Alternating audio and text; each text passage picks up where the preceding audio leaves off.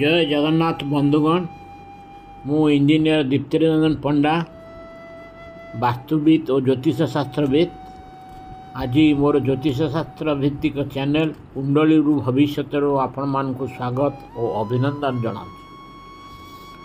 ज्योतिष शास्त्र भित्तिक आलोचन पूर्व अध्याय आम नवम और दशम अधिपतिंकर विभिन्न भाव में रहिले कौन प्रभाव पड़ी था से विषय आलोचना करते। आज से क्रम एकादश अधिपति और द्वादश अधिपति विभिन्न भाव में रहिले कौन प्रभाव पड़ी था से विषय आलोचना करवा। प्रथम एकादश अधिपति अबा तांको कहते आयस, कारण यहाँ आय स्थान हो आयर ईश बा आयस। से जदि लग्न रुहति तेबे सही व्यक्ति कर्तव्यपरायण, धनी, सुखी, दूरदर्शी संपन्न, कवि, सुवक्ता एवं सर्वदा आय भल होता है। सही व्यक्ति भल लोक संस्पर्श रहिया को भल पाई थांती एवं कुसंग को भल पाती नहीं। सही व्यक्ति विवाह पर अति समृद्धिशाली होता है। एकादश अधिपति यदि द्वितीय गृह रे रहिले सही व्यक्ति सबु प्रकार सौभाग्य धन लाभ करता। से धार्मिक, परोपकारी और सुखी। सेमती आयस बा एकादश अधिपति तृतीय गृह रे रहिले सही व्यक्ति प्रत्येक कार्य सुनिपुण और धनी, सान भाई भौणी साथी सुसंपर्क एवं बेले बेले गोईठी कष्ट अनुभव करते। आयस यदि चतुर्थ गृह रे रुहति सही व्यक्ति मामू घर लाभ पाई थांती, तीर्थयात्रा रे देवादेवी दर्शन रे जाई पारंती, से जमी और कोठा लाभ करी सुखी होती। सेहीपरि एकादश अधिपति पंचम गृह रे रहिले सही व्यक्तिर पिला माने बहुत सुखी, पाठुआ एवं धार्मिक। सही व्यक्ति निजे मध्य धार्मिक और सुखी। एकादश अधिपति षष्ठ गृह रे रहिले सही व्यक्ति रोगरे बेसी पीड़ित हुअन्ति, नृशंस प्रकृतिर, विदेश रे रुहन्ति एवं निजर शत्रुमान द्वारा व्यतिव्यस्त होता। व्यक्तिर कानर समस्या देखा दे पारे। से व्यक्ति जने स्वार्थपर, निजर स्वार्थपाई से निजर परिवार को मध्य छाड़ी दे अलग जगार बास करे। एकादश अधिपति सप्तम स्थान रहिले सही व्यक्ति तार पत्नी संपर्कियों माध्यम रे बहुत लाभ पाई था। से दयालु, धार्मिक, इंद्रियग्राही एवं स्त्री को सदा डरी रही था। से बहुत बदखर्ची। एकादश अधिपति अष्टम स्थान रहिले सही व्यक्ति दीर्घायु एवं निजर स्त्री आग मृत्यु मुखे पड़े। किंतु सिंह लग्न रे एकादश अधिपति बुध अष्टम स्थान अर्थात मीन राशि रे निचस्थ थिबारु से क्षेत्र रे व्यक्ति दीर्घायु हेबना। एकादश अधिपति नवम स्थान रहिले सही व्यक्ति भाग्यवान, कुशली, चतुर, सत्यवादी, राजकीय सम्मान पाई पारंती एवं धनवान।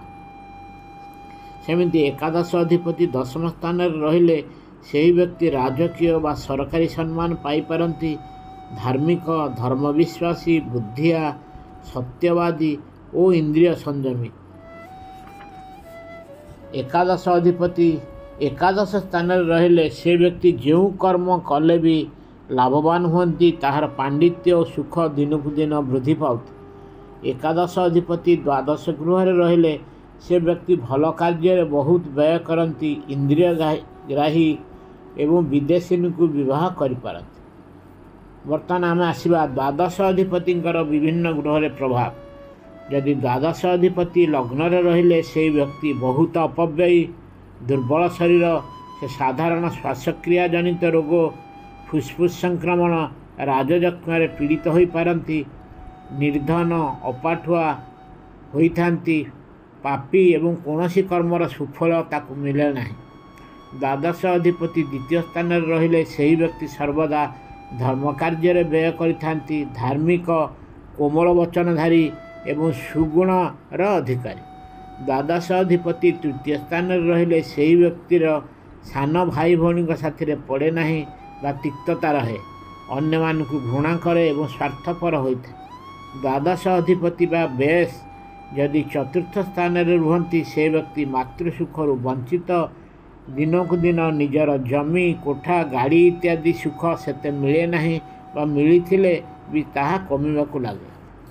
सेमती द्वादश अधिपति बा व्यय स्थान अधिपति होता व्ययस कहती। यदि पंचम स्थान रहती से व्यक्ति निजे अपाठुआ एवं पुत्र लाभ वंचित होता से बहुत देवदर्शन करी पुत्र लाभ पर अर्थ व्यय करमिति द्वादश अधिपति षष्ठ स्थान रहिले से व्यक्ति निजर लोकों सहित शत्रुता आचरण करती, क्रोधी पापी दयनीय अवस्था भोग करती। द्वादश अधिपति सप्तम स्थान रहिले से व्यक्ति निजर स्त्री पर बहुत खर्चांत होता, स्त्री रोग बा बदखर्ची होता है, दाम्पत्य सुख ठीक रे भोग करें, पाठपढ़ वंचित होता और दुर्बल।